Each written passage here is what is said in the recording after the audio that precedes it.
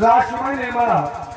तुमने रात दरबार मुझसे कहा था कि हमें विपिन की सेवा करना है, तो हम तुम्हें लेकर यहाँ तुम्हारे कहने के अनुसार हमने सेनापति साथ लाए।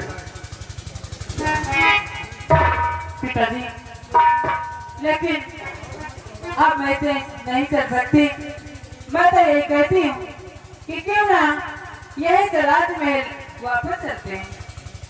अगर तुम आगे चलने में मजबूर तो एक काम करो क्या बात? विपिन में सामने कदम का पेड़ है, वहां जाकर के आराम करो और हम आगे घाटी को जाकर कोई शिकार मार करके जब वापस आएंगे तब तुम्हें साथ लेकर राजमहल वापस चलेंगे। लेकिन पिताजी, ये बियावान और इतना घना जंगल, मैं यहाँ अकेले कैसे रहूंगी? राजकुमारी ने मरा। तुम वहां पे आराम करो कि तुम्हारी रक्षा के सेनापति गंभीर सिंह तुम्हारे साथ रहेंगे। आप ये क्या कह रहे हैं महाराज? अरे भाई आपकी सुरक्षा करूंगा महाराज जी। राजकुमारी सेनापति गंभीर सिंह जी महाराज, आप सेना के रखवाले हैं, इस देश के रक्षक हैं, और अगर इस विपिन में हमारी बेटी को कुछ हो गया तो उसकी जिम्मेदार कौन होगा? इसलिए उसकी रक्षा कीजिए आप। जहाँ पे वो आराम करेंगे हम आगे घाटी को उठाकर कोई शिकार करके वापस आए, सब लोग साथ में जाकर कहीं वापस चलेंगे। लेकिन महाराज आप बहुत ज्यादा है ना, आप परेशान न हो, तुमको सही लगा तक नहीं। हम शिकार करके बहुत जल्द वापस आएंगे, तब सभी लोग रात में वापस चलेंगे। ये कहू दान दे ना कहीं अच्छी लगा देखा कौन क्या कहा था? चलो दूसरा करे रहे ना। अब हमें आगे घाटी को जगह चाहिए। हो सकता है कोई शेर बात सीता हमें मिल जाए, उसका शिकार करके साथ में अपनी बेटी और सेनापति को लेकर राजमहल वापस लौट जाएंगे।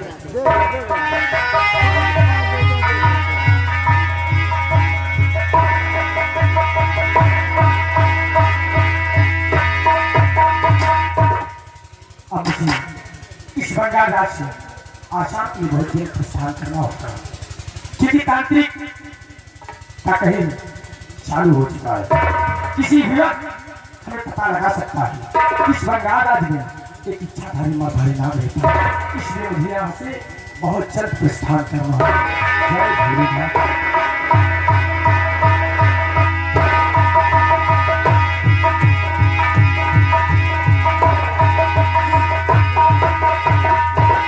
आसाम राज्य का विपिन है और थोड़ा सा और आगे चलते हैं, हो सकता है कोई शिकार हमें मिल जाए, शिकार करके रात आसाम वापस लौटने के लिए बच्चों के साथ में।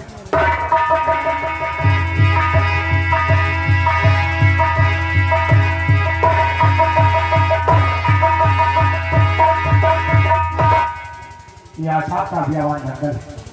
आगे चलकर और देखते हैं, अगर कहीं सुरक्षित दिखाई देती है तो वहीं पर स्थान बनाकर कुछ दिन इसी बियावान जंगल में रहना लाई। तब तक इस जंगल से वापस नहीं जाएंगे।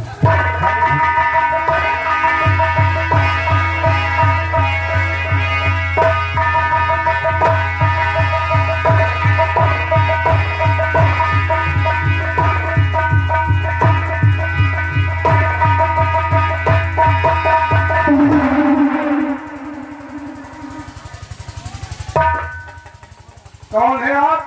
इस आसाम राज्य के विपिन में जो आप कैसे पहले हैं, मालूम पड़ता है यहाँ बरसों से रह रहे हो।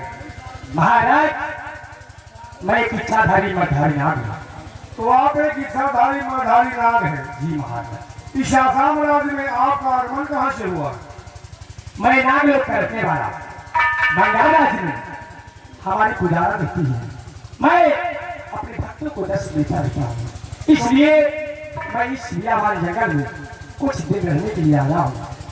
तो आप नाग लोक से आकर के बंगाल राज्य में आपके कुछ भक्त रहते हैं, उन्हें दर्शन देने के लिए आप बंगाल आ गए थे और दर्शन देकर आप आसाम में आ गए। इस आसाम राज्य के विपिन में आपके कदम पड़े, ये राजधानी हो गया। नागराज, क्या बात है? आप जानते हैं हम कौन है? महाराज, आप कौन हैं? आपका नाम क्या है? मेरा नाम है नागपाल सिंह। तो महाराज हमारा रास्ता रोकने का मतलब मैंने भी कुछ समझा। नागराज, अगर आपने शाहजहां राज को धन्य किया है, अगर आपकी कृपा हो जाए तो मैं भी धन्य हो सकता हूँ। क्यों नहीं महाराज, कहिए आप कहाँ क्या मत कर सकते हैं महाराज। और सुनिए नागराज, क्या कर सकते हैं आप? कहिए महाराज।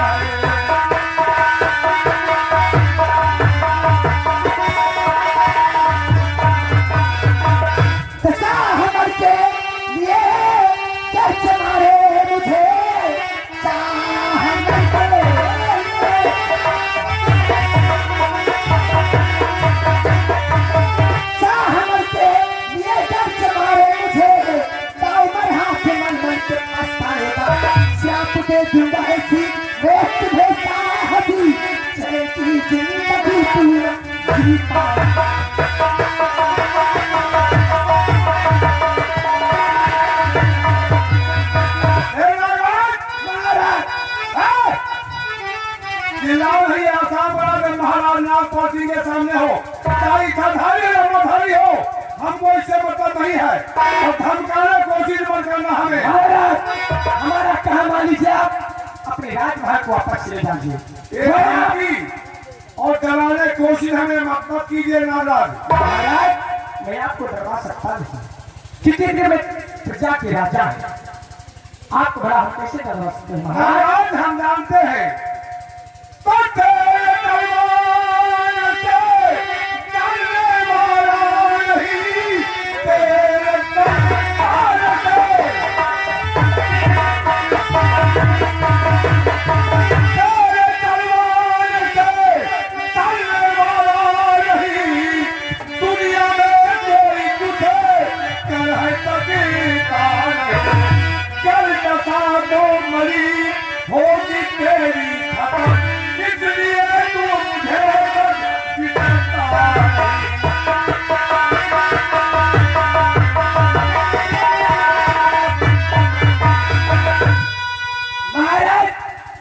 सही कहा, मैं आपको डर सकता नहीं महाराज।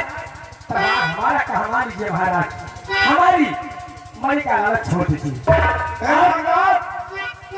जो हमारे दिमाग में मणि की लालच आ गई है, अगर ये मणि हमारे हवाले नहीं किया तो तेरी जिंदगी और मौत का फैसला ही हो जाएगा।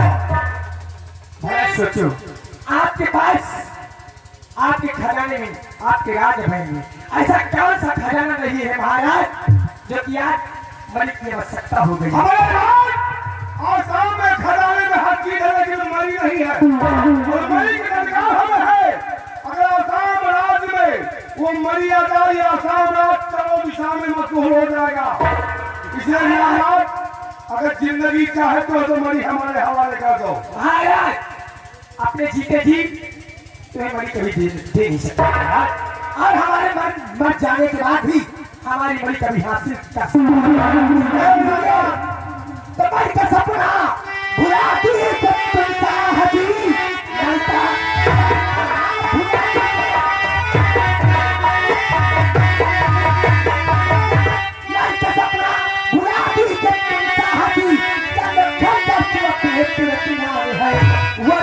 जाओगे तुम कहीं गए नहीं, लोग कहाँ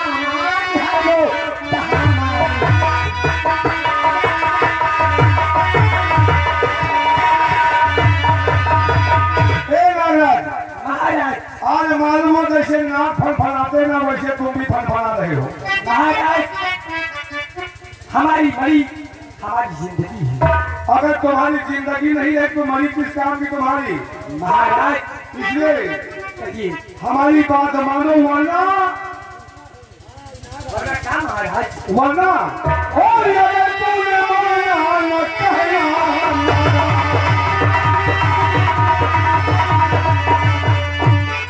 अगर तूने माना न कहना हमारा, हो लगी दर्द मुझे या तब तो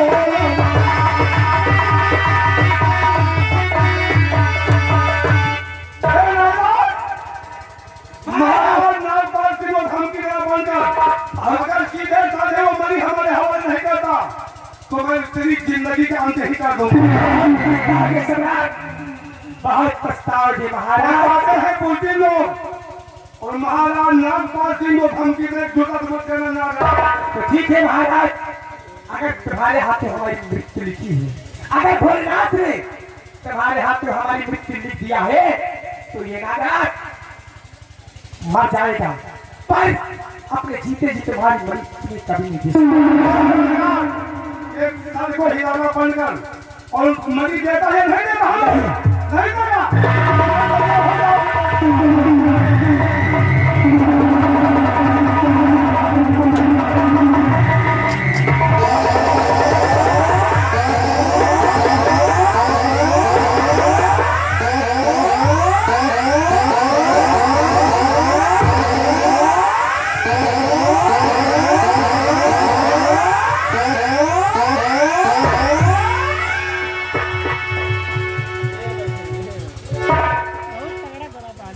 जय भोलेनाथ, जय भोलेनाथ, जब सारे भोले भोले चिल्लाओ। जय भोलेनाथ। अमेरिकानी राजा, तूने मणि के मोह में आकर, मणि के लालच में आकर एक इच्छाधारी मरधारी की हत्या कर दी है सम्राट। जा, मैं तुझे श्राप देता हूँ कि तू इसी जंगल में, इसी बियावान जंगल में रीछ बन जाए महाराज, रीछ बन जाएगा सम्राट। ये नागराज का श्राप नहीं, ये मेरा श्राप है कि तू अपने राज्य में जाना चाहेगा, फिर भी जा नहीं पाएगा महाराज, अपने बीवी बच्चे से नहीं मिल पाएगा। सारी जिंदगी इसी बियावान जंगल में भटकते रह जाओगे महाराज, भटकते रह जाओगे। जय भोलेनाथ। किया भगवान, तूने हमें सबको दिया, राजपाट धन दौलत, एक बेटा एक बेटी दिया, सब कुछ हमारे पास होते हुए तूने बड़ी गिलास हमारे दिल में क्यों पैदा किया? मेरे साथ इतना बड़ा गुनाह करवा दिया तूने, क्यों भगवान क्यों?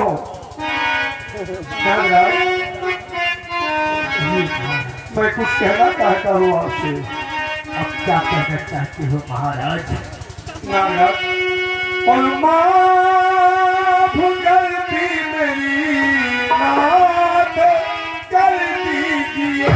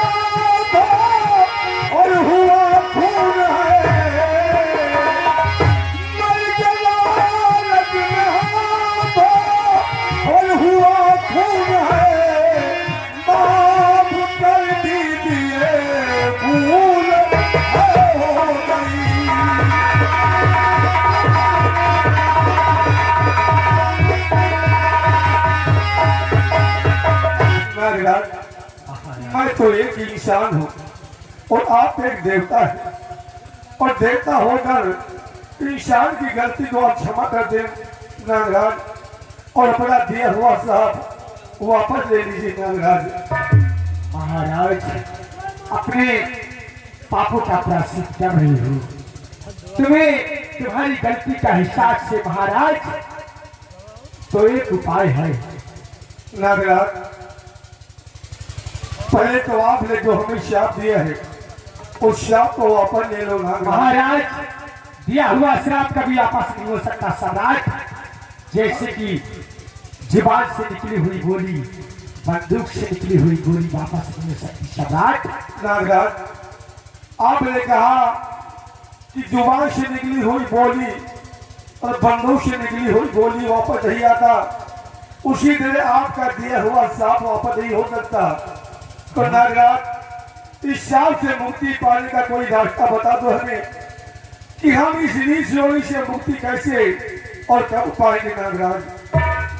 महाराज, इस आसाम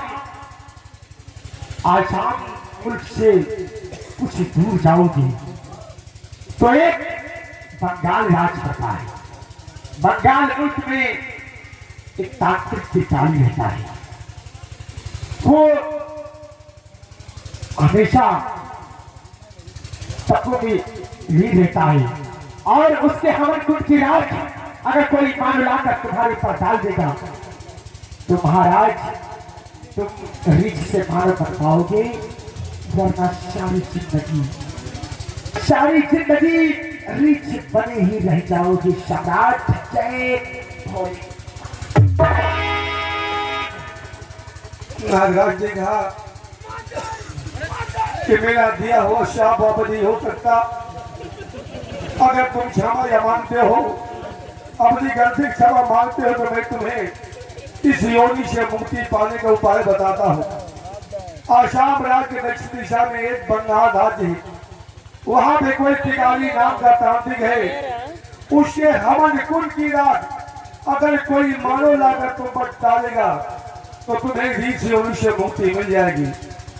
मेरे हाथों गुनाह हुआ है और इस आसाम राज्य में गुनाह हमने कर दिया है। इस गुनाह का प्रायश्चित करने के लिए सबसे पहले मैं नागराज